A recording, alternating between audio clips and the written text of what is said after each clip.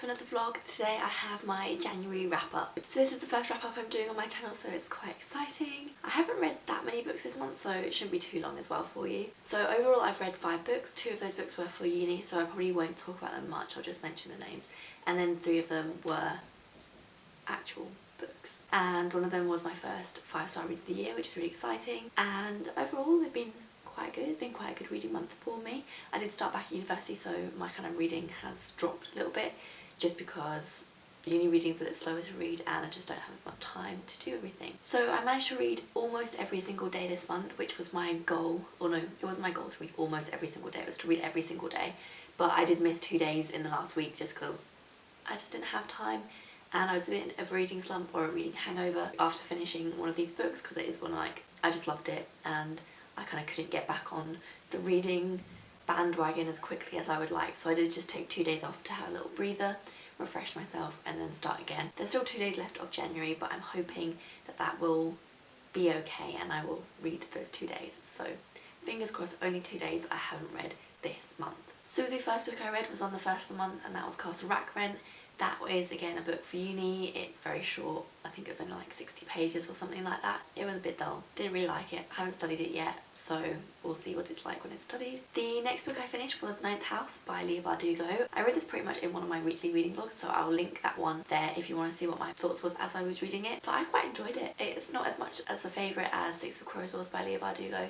Absolutely love that book. So I did go in expecting it to be like that, but it's not. So if you're going to read it and you've already read some of Leigh Bardugo's work, it's completely different. It's a different stance, it's a different take on fantasy. It's an urban fantasy, which I don't normally read, but 2 of the books I read this month are urban fantasy. I thoroughly enjoyed one, and Ninth House I kind of enjoyed. It does have a lot of ghosts in it, which again something I'm not really a big fan of, just I don't really click with it in books. So, you know, it kind of had those things going against it. But apart from that, I quite enjoyed it actually, and I am looking forward to reading it. It's meant to be like a 4 or 5 book series, like it could be possibly more than that, and I'm not sure how it's going to be that long. It did leave on a cliffhanger, so I expected it to be a duology, not a massive series. So exciting. Maybe that will come out this year. I have no idea though, so we will see. But I gave that book 4 stars just because I didn't quite click with the kind of ghostal element of it, which was quite a big part of it, and it was just not quite what I was expecting or what I was hoping to get from it. It's kind of like a murder mystery, paranormal fantasy book. It's about a girl who can see ghosts, and she goes to Yale and they have these secret societies that involve in the paranormal and the supernatural, and she's kind of brought in to be a guardian of them all, keep them all in check, make sure they don't do anything weird like murder someone to like see if their ghost can do something, I don't know, that kind of thing. And when she is there, a girl is murdered on campus. She's not part of the campus, but she thinks her murder is suspicious, and she kind of goes on to investigate that. And it follows 2 storylines, her in the present day and when she first got to Yale. And between those 2 points, her mentor disappeared, and we kind of don't find that out until quite near the end how that happened or what happened. And in fact, I don't think, yeah, you don't really know. That's kind of, I think, what the next book will be, hopefully, because I want to know. But yeah, 4 stars for that one. The next book I read is Kingdom of Souls by Rena Barron. This is about a girl who is born into a family of witch doctors, and they're both very powerful, her parents, whereas she's kind of born with no magic or doesn't get any magic at all. And then the children of her city start to go missing, so she decides to make the sacrifice of giving up her lives in order to gain magic to find out what's happening to them. And then it kind of spirals from there. So I did enjoy this book. Again, gave it 4 stars, which means it's a very good book. It's better than a good book, but it's not a great book, if that makes sense. I don't know if my star system actually makes sense, because it makes sense to me, but I don't know how to do it. I feel like there's not enough stars in a star system, so we may have to change the ranking system of books. But at the moment, this is a 4-star read. I lost a little bit of the kind of momentum of it just because it's got a lot of prophecy in it, and when prophecy is in books, I think it's really difficult to do it without spoiling everything or kind of expecting what's going to happen. And I don't think this quite managed to do it without having it all just kind of make sense, if that makes sense. Like, obviously you want it to make sense, but I kind of just expected everything that was going to happen. Nothing too big happened that made me like shocked out my mind. So I enjoyed it and I gave it 4 stars. The next book I read is another one for uni, and that's Phantomina. Again, that's very short. I think it was 60 pages or something like that. It's a short novella, and that's about a girl called Fantamina. It was written in the 1700s, and it's a bit strange. She decides to dress up as a prostitute to see what it was like at this theatre, and then she gets hit on by this man, and he kind of seduces her. They sleep together, and then he kind of gets bored of her, and she's like, you know, you can't do that. So she then dresses up as a different woman and kind of seduces him as a different woman. He falls for it. They sleep together, then he gets bored, and then it just repeats her doing different personas. She does like 4 or 5 times that, and then it ends, and she, you know, it was alright. I quite enjoyed it. It was a bit different. I didn't expect it to be quite so promiscuous of a 1700 book, but maybe that's just because I don't know the genre very well, or the time period very well. But that was that book. I think I gave it like 3 stars. Very short story. I think I read it online for free from my uni, but I don't know about that. But there you go. So the 5th and final book I read this month is literally one of my favourite books now of the year. I mean, of the year. It's only been 29 days of my life, of my readings. I don't know what I'm saying. It's now one of my favourite books, and that is The Starless Sea by Erin Morgenstern. If you like at all watch any booktubers on booktube, you will probably know that this is in a lot of people's TBRs or read, or it's been very popular, but I think rightly so. So I was a bit apprehensive going into this. I mainly bought it, I'm not going to lie, because of the cover, because why would you not? It's beautiful. We've got this beautifulness, this beautifulness, this beautifulness, and even without the dust jacket on, it's stunning. So not gonna lie, I mainly bought it for that, but I did want to read it because, you know, we can't be that vain that we don't read the books that we buy for covers. So I bought it, I read it, and I was a bit apprehensive going into it because I read The Night Circus quite a few years ago now, so I was probably 16-ish, and I hadn't really read many adult fantasy books. I'd mainly just read really fast-paced YA books, which, you know, totally fine. And I kind of just didn't click with the writing style. I found it a bit too slow. But, I mean, it was clear that Erin Morgenstern is like a beautiful writer.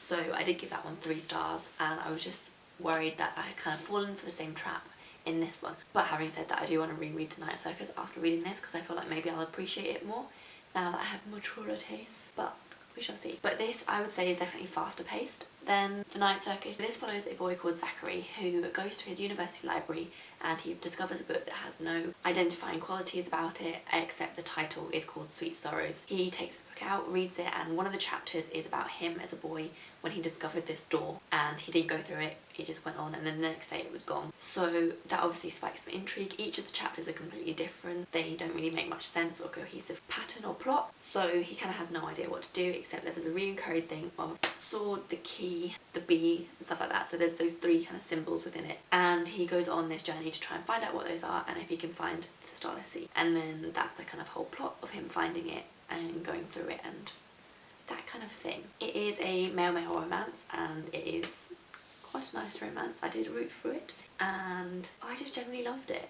So I know a lot of people are saying this is quite slow, but I think that's just the first part of it. So it's in like 4 volumes, and each volume alternates between Zachary's storyline and a kind of book chapter.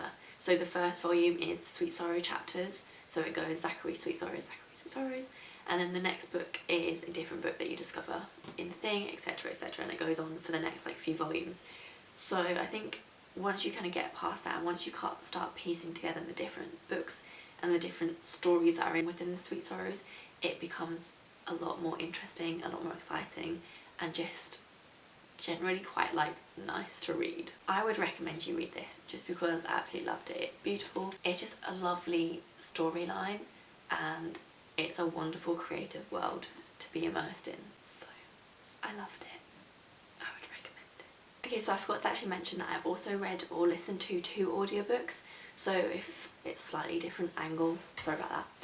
But yes, I have read 2 audiobooks also this month, and that is On the Come Up by Angie Thomas and The Hobbit by J.R.R. Tolkien. I think they're both actually really good to listen to on audiobook, so I would recommend listening to both of those on audiobook if you're going to read them or listen to them. And I did it both on Scribd because I got a 30-day free trial, so that's cool. Would recommend signing up for that. I listened to On the Come Up. That's good, one, because it's got a lot of rap in it. It's about a girl who is trying to become a rapper, and I can't rap for anything, and I can't read a lot of text and just think of a beat that they're meant to go in, so I think actually having it rapped to you is really good, and it's quite immersive, so would recommend that.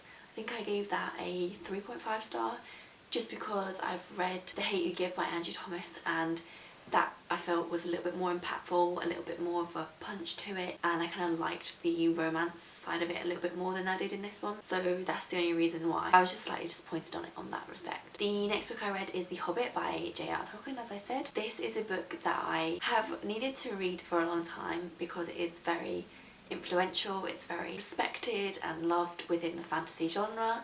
So it's kind of a book I feel like I have to read in order to call myself officially a fantasy reader. Obviously you don't, that's like totally in my head and a fabrication, but it's something I had to do.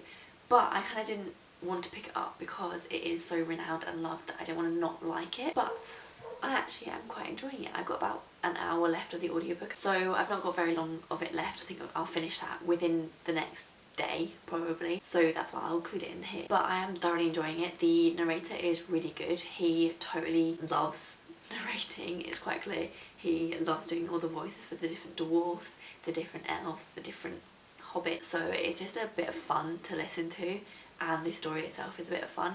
And also, funny enough, it was really weird, I was listening to it on my way to my lecture, and it was the bit about the bird that talks to them, so if you know what I mean, you know what I mean. And then in my seminar, it's my Old Norse seminar, and we were reading a poem about Sigrid, and like the section of poetry we were reading was what kind of directly influenced that part of the book. Like you can totally see the connections.